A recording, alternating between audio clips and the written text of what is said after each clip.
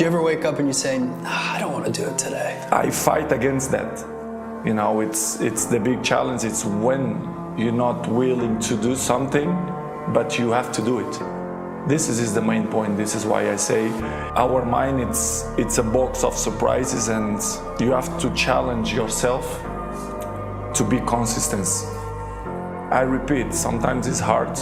It's what many people say, you like to go to the gym every day. Of course, no.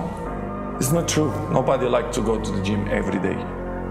But you have to do it. Once you change one thing, your mindset, you can attack everything. Your brain is the only thing you have when you're going through depression, when you're going through hard times, when you're going through death, real life shit. You can't Google that shit, man. There's 24 hours in the day where you're alone in this brain, and your brain is talking to you in all kinds of ways, and it wants to control you and pull you in these different pockets. If you can't control your own brain and your brain controls you, you're fucked. You got to tell your brain where you want to go and how you want to go and how you want to get there. You got to control it. If not, it's over. I was 26 years old, man. I was struggling. I didn't have nothing. And these people owned the furniture store in Cleveland. And they took me in and gave me my first contract with my little carpet cleaning company. When I became a comedian at 27, I didn't have money to travel. They gave me an account at their travel agency. And man, I ran up a bill like $11,000 just trying to travel and make it. Man, they helped me out. Hey man, I got money now, Rich. Been looking for you for years, man. When I had hair, when I had that world famous line, and the dude that cut my hair, I met him in 1986. He cut my hair for $10. When I got on TV, I hired him. He had been with me so many years that he was making $1,500 per haircut. I was getting my hair cut 4 times a week. He was making $6,000 a week. You know what he was doing? Cutting hair. That same haircut I paid $10 for. I cut my hair off. We had to put him on suicide watch for a little while. I paid him a chunk of money for being with me all these years. Gave him a severance pay. Told him good luck. Guess what this dude got now? He got 4 salons and he owned 2 barber colleges. You know what this dude make now? $3.6 million a year.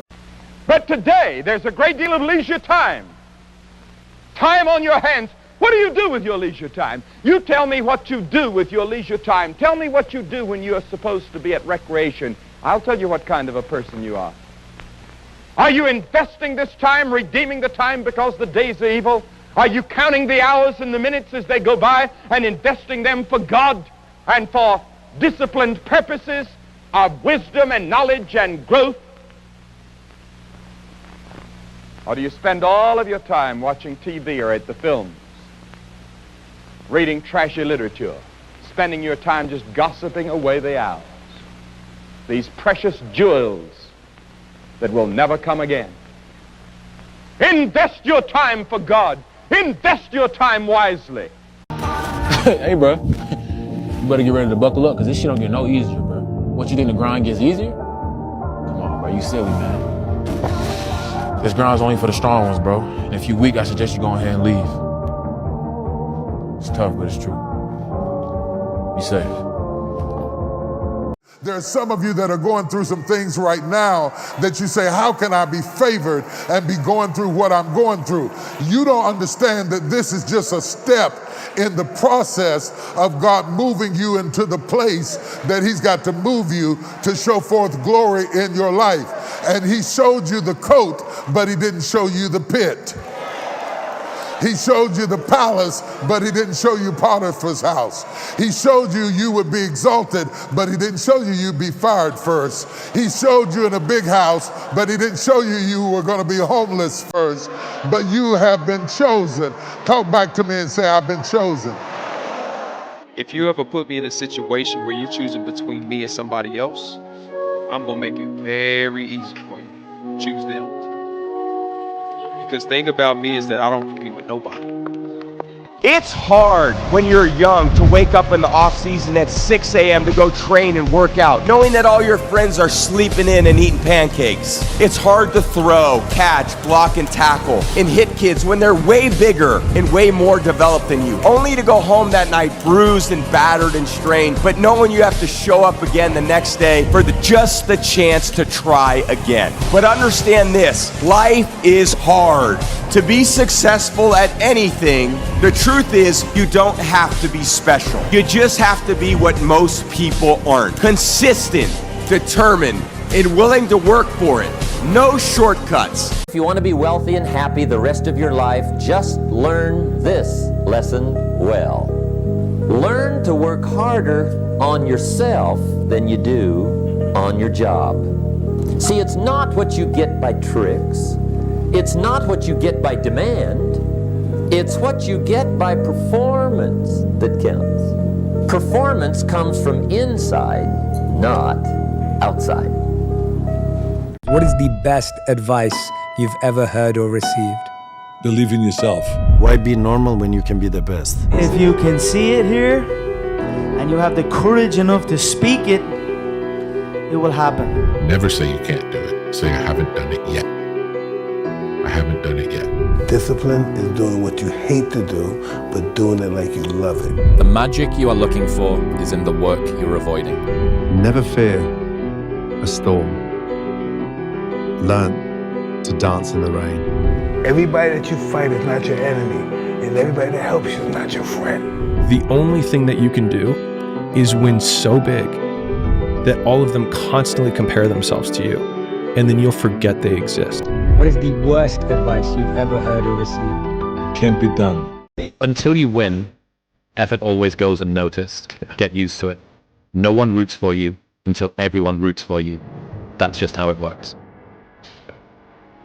Yeah, people only root. Until you win, effort always goes unnoticed. Get used to it. No one roots for you until everyone roots for you. That's just how it works. Yeah, people only root. To be successful at anything, the truth is you don't have to be special. You just have to be what most people aren't. Consistent, determined, and willing to work for it. No shortcuts. You wake up on a morning, it's cold, it's wet, it's dark, you've got no cartilage in your knee. Keep talking. You've got these problems, right? I need you to keep talking about what you were just saying. That brings joy to my life right there. Why? Because I know there's so many people that have the ability and just refuse to get off that couch. Refuse to study a few more hours. Refuse to go deeper, to go further. And that's where I gain the advantage. It's so easy to be great nowadays, my friend, because most people are weak. Most people don't want to go to that extra mile. Most people don't want to find that extra because it sucks. It's miserable. It's lonely. Now I fucking thrive in that shit. That's the only place to be. I've been sick before. I made it. I've been broke before. I made it. I've been brokenhearted before. I made it. I cried all night, but I made it. I've been betrayed, but I made it. I've been lied on, but I made it. I've been destitute, but I made it. I've been rejected, but I made it.